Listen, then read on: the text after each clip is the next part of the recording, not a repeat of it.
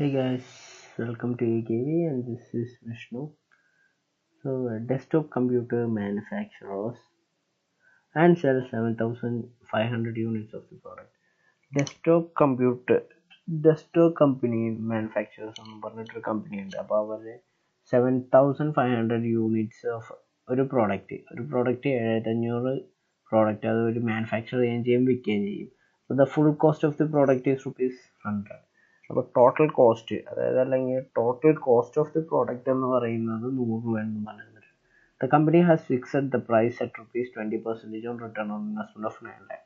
അപ്പോൾ 9 lakhന്റെ 20% എങ്കിലും കമ്പനിക്ക് മിനിമം ആയിട്ടുള്ള റിട്ടേൺ ആയിട്ട് വരുന്നത്. 9 lakhന്റെ 20% എങ്കിലും പ്രോഫിറ്റ് ആയിട്ട് കമ്പനിക്ക് കിട്ടണം എന്നുള്ള രീതിയിൽ ആണ് പറഞ്ഞേക്കുന്നത്. അപ്പോൾ ഇത് ചെറിയ ക്വസ്റ്റ്യനാണ്. അപ്പോൾ അതിൽ ചോദിച്ചേക്കുന്നത് 4 കാര്യങ്ങളാണ്. അപ്പം റിക്വയർമെന്റ് എന്ന് വെച്ചാൽ compute the selling price as well as the markup percentage. അപ്പോൾ നമുക്കിപ്പോൾ ആദ്യം പറഞ്ഞേക്കുന്നത് സെല്ലിംഗ് പ്രൈസ് കമ്പ്യൂട്ട് ചെയ്യാനും അതിൻ്റെ മാർക്കപ്പ് പെർസെൻറ്റേജ് കാണാനും കൂടിയാണ്. അപ്പോൾ നമുക്ക് ആദ്യം തൊട്ട് ഓരോരോ റിക്വയർമെൻറ്റ് ഓരോരെണ്ണം വായിച്ചിട്ട് അതിനനുസരിച്ച് നമുക്ക് പോകാം. അതായിരിക്കും നല്ലത്. അപ്പോൾ കോസ്റ്റ് ഓഫ് ദി പ്രോഡക്റ്റ് 100 ആണെന്ന് പറഞ്ഞിട്ടുണ്ട്. പ്രോഫിറ്റ് വേണ്ടത് 9 lakhന്റെ 20%. അപ്പോൾ ആദ്യം തന്നെ 9 lakhന്റെ 20% എടുക്കുക. 9 lakhന്റെ 20% ആകുമ്പോൾ 1,80,000 വരും. 1,80,000 ആണ് 7,500ന്റെ പ്രോഫിറ്റ് ആയിട്ട് വന്നത്. 7,500 ആണ് യൂണിറ്റ്. അപ്പം 1,80,000 ഡിവൈഡ് ബൈ 7,500 ചെയ്യുമ്പോൾ ഒരു യൂണിറ്റിൽ 24 രൂപ വെച്ചിട്ട് കയറണം. അപ്പോൾ ഒരു യൂണിറ്റിൽ 24 രൂപ വെച്ച് കയറണമെന്ന് പറഞ്ഞാൽ ടോട്ടൽ കോസ്റ്റ് 100 രൂപ പ്ലസ് 24. അപ്പോൾ 124 കോസ്റ്റ് എന്നുള്ള രീതിയിൽ വരും. ഇനി അടുത്ത ക്വസ്റ്റ്യനിലേക്ക് പോകാം. If the selling price is calculated above എന്ന് വെച്ചാൽ ഇതിന് മുമ്പത്തെ requirement markup percentage of 40 rupees on a variable cost per unit 40% ആണ്. Calculate the variable cost per unit. അതായത് if the selling price is calculated above represents a markup of 1 lakh, markup percentage of 40%. അതായത് ഇവിടെ എന്താ പറയുന്നതെന്ന് വെച്ചാൽ if the selling price of the product has 40% of markup then the variable cost will be.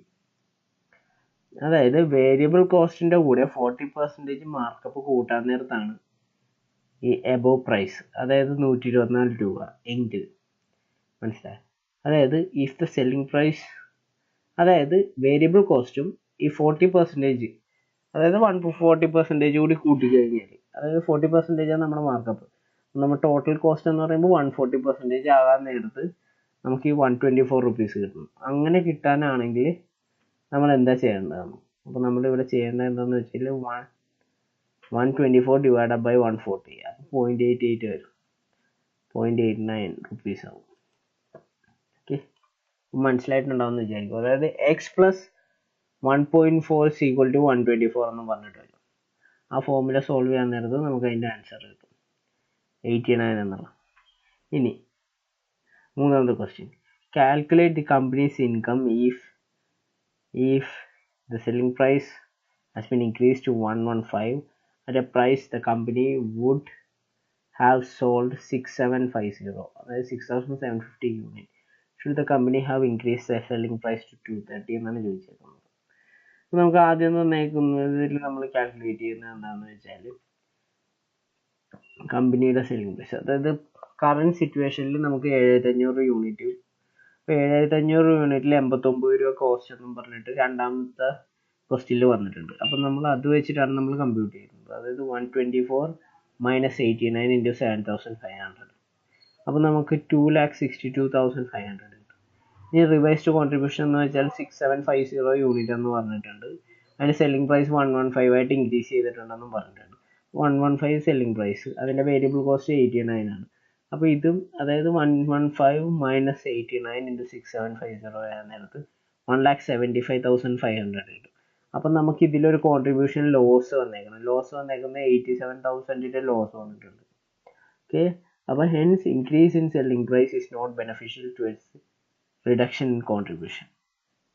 എന്ന് വെച്ചാൽ നമ്മളിപ്പം price ഇപ്പം 115 രൂപ ആക്കിയാലും നമുക്ക് കോൺട്രിബ്യൂഷനിലേക്ക് ഡിഫറൻസ് വരുന്നതാണ്, കോൺട്രിബ്യൂഷൻ കുറയാണ് ചെയ്യുന്നത്. ഇനി അടുത്ത question, in response to the competition pressure the company must reduce the price to 105 in the next year in order to sell 7,500 units. The company also planned to reduce the investment as 8,25,000. 25% of if a 20% of return on investment should be maintained, what is the targeted cost per unit on the next year? അതായത് ഇപ്പോൾ അടുത്ത കൊല്ലം competition tight ആവുകയാണ്. അപ്പോൾ competition tight ആകുമ്പം നമുക്ക് 7,500 product വിൽക്കണമെങ്കിൽ 105 രൂപക്ക് വിൽക്കണമെന്നാണ് പറയുന്നത്. പക്ഷെ നമുക്ക് അപ്പം അങ്ങനെ വിൽക്കുവാണെങ്കിൽ നമുക്ക് 8,25,000 ഇത് വരുള്ളൂ, എന്താണ് കോസ്റ്റ് ഇൻവെസ്റ്റ്മെൻറ്റ് വരുള്ളൂ. അപ്പോൾ അതിൻ്റെ 20% റിട്ടേൺ കിട്ടിയാലും മതി. അപ്പോൾ അങ്ങനെ വരുവാണെങ്കിൽ നമുക്ക് എന്തോരം സെല്ലിംഗ് പ്രൈസ് എത്ര വേണം എന്നാണ് ചോദിക്കുന്നത്. നമുക്ക് ഇതിൽ നിന്ന് നമുക്ക് ചെയ്യേണ്ട എന്താണെന്ന് വെച്ചാൽ 8,25,000 ആദ്യം 20% എടുക്കുക. Okay, 8,25,000 into 20%. അപ്പോൾ നമുക്കൊരു എമൗണ്ട് കിട്ടും. അതിൻ്റെ കൂടെ 6750 വെച്ച് ഡിവൈഡ് ചെയ്യാം. അപ്പോൾ 24 പെർ യൂണിറ്റ് കിട്ടും. ഇനി ഈ 24 പെർ യൂണിറ്റ് ആണ് നമ്മുടെ പ്രോഫിറ്റിൻ്റെ കൂടെ നമ്മുടെ വേരിയബിൾ കോസ്റ്റ് ആഡ് ചെയ്താൽ മതി. അതായത് 89 + 24 ചെയ്താൽ മതി. അപ്പോൾ 113 കിട്ടും.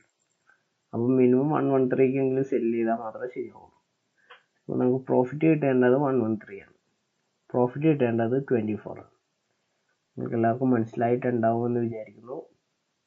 Thank you.